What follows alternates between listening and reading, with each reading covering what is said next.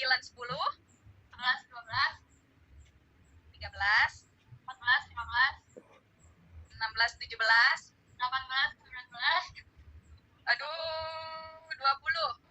21, 22. Salah di 23. 24, 25. Oke, jadi yang hak angka 25 adalah Kak Iva gitu ya cara permainannya. Jadi Bapak Ibu minimal sebutkan satu angka, gunakan tangan yang dominan. Kalau Bapak Ibu tangan dominan yang biasa untuk menulis kanan ya pakai tangan kanan ya. Kalau tangan yang dominan Bapak Ibu untuk menulis adalah tangan kiri, silakan pakai tangan kiri. Jadi yang pertama kali ini menulis menggunakan tangan yang biasa digunakan untuk menulis. Kalau kanan ya kanan, kalau kiri ya kiri. Oke, kalimat yang akan ditulis belum. Nanti kalau sudah bilang mulai baru. Kalimat yang ditulis mudah banget. Kalimatnya adalah aku suka makan bakso. Titik, udah itu aja ya. Nanti saya akan memberikan aba-aba, waktunya cuma 10 detik untuk menulis aku suka makan bakso, titik. Oke, siap ya? Pakai tangan yang dominan ya. Ready ya? Siapin dulu timernya, tunggu ya. Oke, waktunya adalah ditambahin deh, kalau 10 detik kayaknya tulisannya nanti kayak ceker ayam ya. Setting dulu 15 detik deh. Bentar, clear. 15 detik ya menulis kalimat aku suka makan bakso menggunakan tangan yang dominan atau yang biasa digunakan untuk menulis. 3, 2, 1, mulai. Silakan.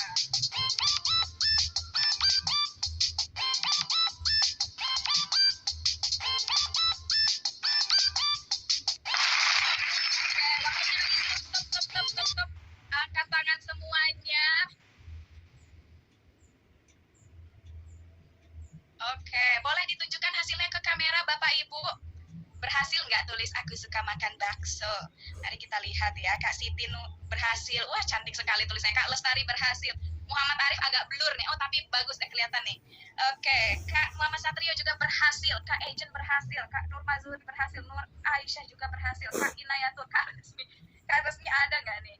Oke, Kak Evi juga sambil di dapur sambil nulis aku suka makan bakso, luar biasa. Kak Turida juga. Ada yang nggak berhasil? Kak Siti Nur Amaro, Kak Maili berhasil. Sri Rohayati, Sri Utami, Kak Hafid berhasil. Kak Alwi berhasil. Sri Mulyani berhasil. Nur Masyita juga berhasil. Kak Faradila, wah banyak yang berhasil menulis aku suka makan bakso. Kak Lisa, Kak Dwi, Kak Dini, Kak Novita, Kak Miftahul Jannah. Oke, banyak yang berhasil ya. Oke, ada yang nggak berhasil dalam waktu 15 detik? Hampir semua berhasil ya. Sekarang tantangannya adalah ditukar tangannya, jangan ditukar gini ya. Ditukar menulisnya, tangan menulisnya pakai tangan yang tidak dominan untuk menulis atau tidak biasa digunakan untuk menulis. Oke. Menulisnya kalimat yang sama, aku suka makan bakso, titik. Tunggu aba-abanya ya. Siapkan dulu tangannya yang geol-geol itu ya biasanya kalau dipakai nulis. Mari kita coba. Tadi kan pakai tangan yang dominan. Sekarang pakai tangan yang tidak dominan atau tidak biasa digunakan untuk menulis. Tulis kalimat aku suka makan bakso, kemudian tanda titik. Dimulai dari 3, 2, 1, mulai.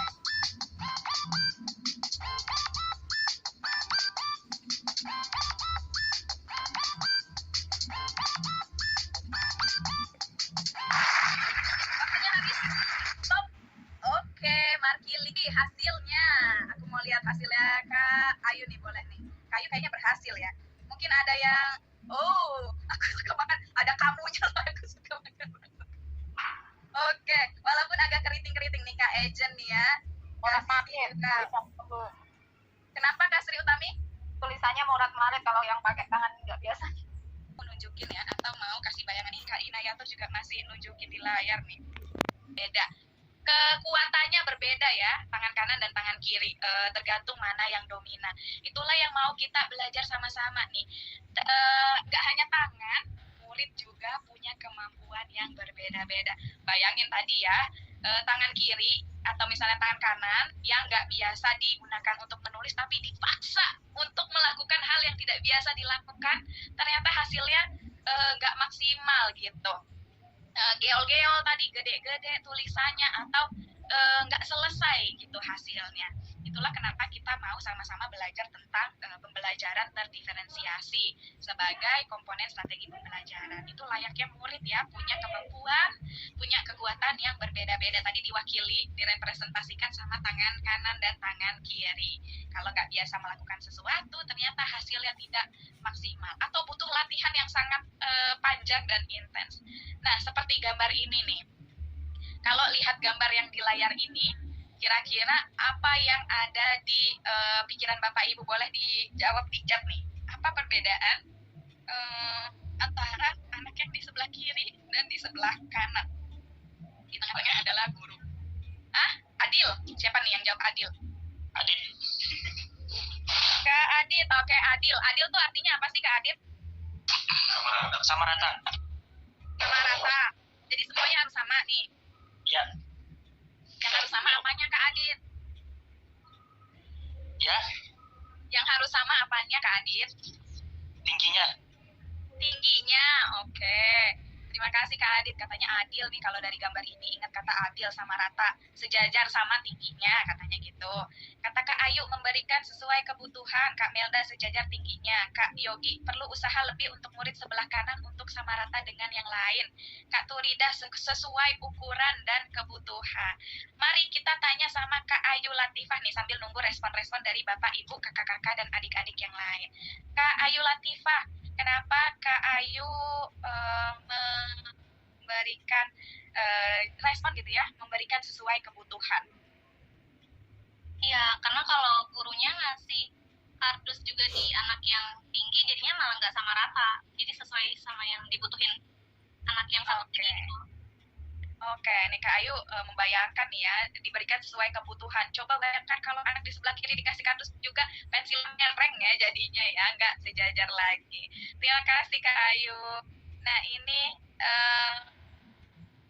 Kak siapa lagi? Kak Maili, anak yang rambut lurus membutuhkan usaha lebih tinggi untuk mencapai pensil. Kak Bayu Wiono, bersatu kita teguh, bercerai kita runtuh. Wah. Kak Natalia, sejajar karena memakai alat. Berarti anaknya itu kan lebih membutuhkan gitu loh. Kalau anak yang sebelah yang nggak usah pakai kardus, berarti kan anaknya udah nyampe sama pensilnya. Jadi antara anak yang dikasih kardus sama yang tidak, berarti kan kebutuhannya beda gitu. Oke, jadi kelihatan ya kebutuhannya, yang satu udah nyampe, yang satu belum. Jadi di kardus biar nyampe, ibaratnya si pensil adalah tujuan belajar gitu.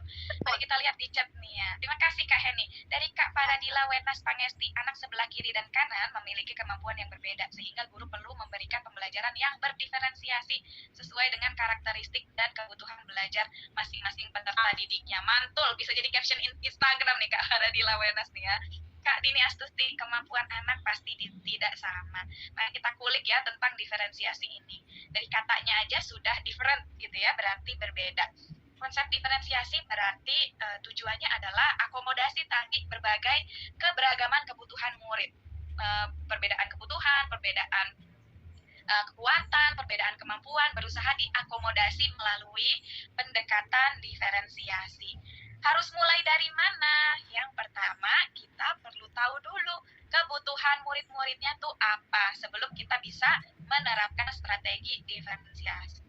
Terus, gimana caranya memetakan kebutuhan murid? Jadi ada 3 aspek yang bisa kita cari tahu supaya kita bisa mengetahui apa kebutuhan muridnya.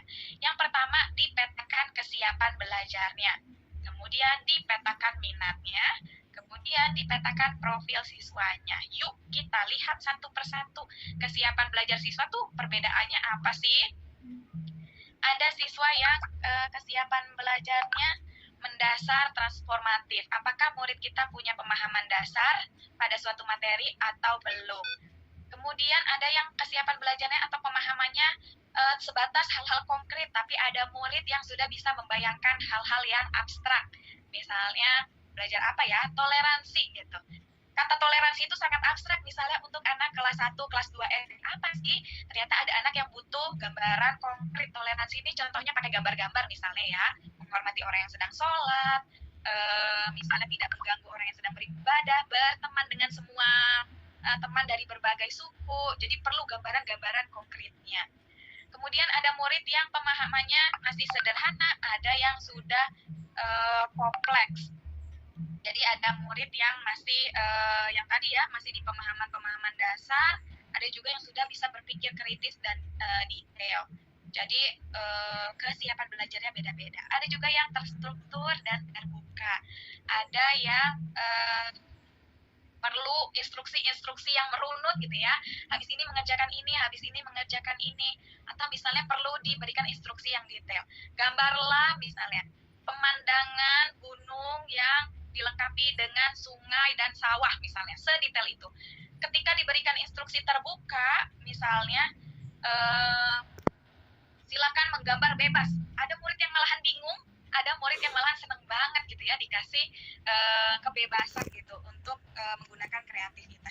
Berbeda-beda nih karakternya murid-muridnya. Ada juga muridnya yang masih tergantung pada support guru, ada yang sudah mandiri. Ada juga yang cepat menangkap materi, ada juga yang lambat. Ini ada perbedaan dari segi kesiapan belajarnya. Tadi dimulai dari dasar, transformatif, konkret, abstrak, sederhana, kompleks, terstruktur, terbuka, tergantung, mandiri, kemudian cepat, lambat.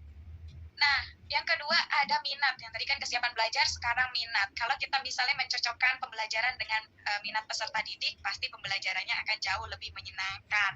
Misalnya pakai games-games yang mereka sedang tertarik, atau pakai berita-berita yang lagi viral di antara anak-anak, atau menggunakan aplikasi-aplikasi yang banyak digunakan oleh anak-anak saat ini, itu bisa membuat pembelajaran lebih menyenangkan. Minatnya apa sih? Misalnya suka menggambar, suka menulis, suka bercerita, bisa disesuaikan aktivitas belajarnya.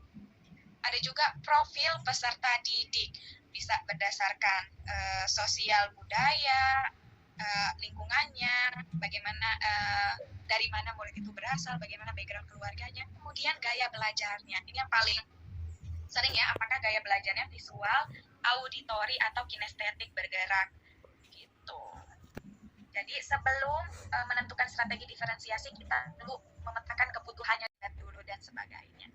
Kemudian supaya lebih kondusif bisa juga melakukan pengelompokan. Tergantung ya, pengelompokannya bisa dengan yang kemampuannya sama atau dicampur, tergantung apa tujuan pengelompokan murid. Misalnya supaya lebih mudah membantunya, yang kesulitan kemampuannya masih butuh bantuan, misalnya dikelompokkan dalam satu kelompok supaya ibu guru atau bapak guru bisa berada dalam kelompok itu untuk membantu. Jadi kemampuannya sama semua, membantunya jadi lebih mudah. Atau ketika diskusi kelompok, tujuannya adalah berdiskusi, bisa dicampur nih kemampuannya yang sudah bisa sama yang belum bisa, supaya mereka bisa saling belajar. Jadi pengelompokan itu bisa mendukung pembelajaran yang kondusif, tergantung tujuannya apa. Kemudian jangan lupa lengkapi kelasnya dengan prosedur atau jadwal-jadwal yang lain, seperti jadwal piket, jadwal memimpin doa, misalnya jadwal misalnya memanggil guru gitu. Kalau misalnya memang gurunya perlu dipanggil-panggil ya, supaya muridnya juga bisa diberikan tanggung jawab. Nah, itu materi hari ini dari 3 menu tadi. Apakah ada pertanyaan atau yang mau sharing-sharing? Silakan. Sebelum lanjut. Atau sudah cukup, silakan berikan responnya di chat. Atau ngomong langsung kalau ada pertanyaan ya.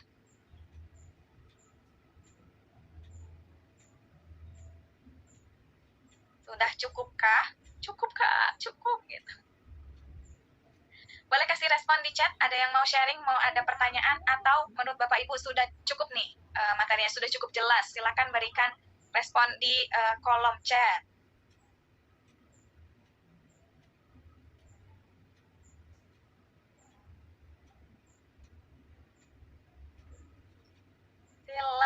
Silahkan.